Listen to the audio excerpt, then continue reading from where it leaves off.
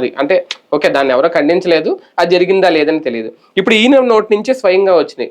మనోహర్ గారి మీద 100 మంది కంప్లైంట్లు చేశారు, ఆయన మీద 100 మంది కంప్లైంట్లు చేశారు. అంటే కంప్లైంట్లు అయితే వస్తున్నాయి, పార్టీ స్ట్రగుల్లో ఉంది, ఎవరికి గుర్తింపు దక్కట్లేదు, ఇవన్నీ వాస్తవాలేనా? ఇక్కడ నేను అనే పాయింట్ ఏంటంటే పరిపక్వత లేని రాజకీయం అని ఇదే అంటున్నా. అంటే ఆయన నోటి నుంచి ఆయన చెప్తున్నారు కదా, అదే అంటుంది. ఆయన అవన్నీ మాట్లాడడానికి పరిపక్వత లేదంటున్నా. ఒక పార్టీని నడిపే పరిపక్వత. ఇప్పుడు చంద్రబాబు గారికి లోకేష్ మీద కంప్లైంట్ చెప్తారా ఎవడన్నా? చెప్పడం.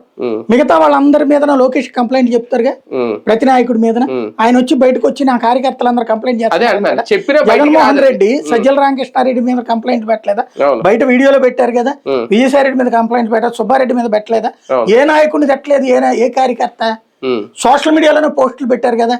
జగన్మోహన్ రెడ్డి పెట్టి కార్యకర్తలందరూ మీ తాట తీస్తాను, మీరు అందరు నా మాట సచ్చినట్టు పడుండండి, వినండి, లేకపోతే కనుక మిమ్మల్ని వదిలేస్తాను, నేను ఉంటే ఉండండి, పోతే పోండి అని చెప్తున్నాడా?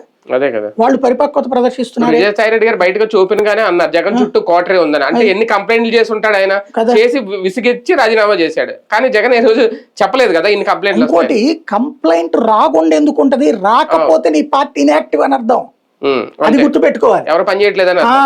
పార్టీ ఎప్పుడైతే is it active, there should be complaint. రెండవది, నీ దగ్గర రిడ్రెసల్ మెకానిజం ఏంటి, పరిష్కార మెకానిజం ఏది? నువ్వు అసలు ఏం కనిపెట్టావు? నాదేళ్ళ మనోహర్కి చెప్పాను, హరిప్రసాద్కి చెప్పాను అంటే ఏంటి? నీ దగ్గర నీ అసలు పరిష్కరించాల్సిన నువ్వు పరిష్కరించట్లేదని అర్థం. ఇప్పుడు ప్రతి ఒక్క కార్యకర్త అడిగేటటువంటిది తమకి గౌరవ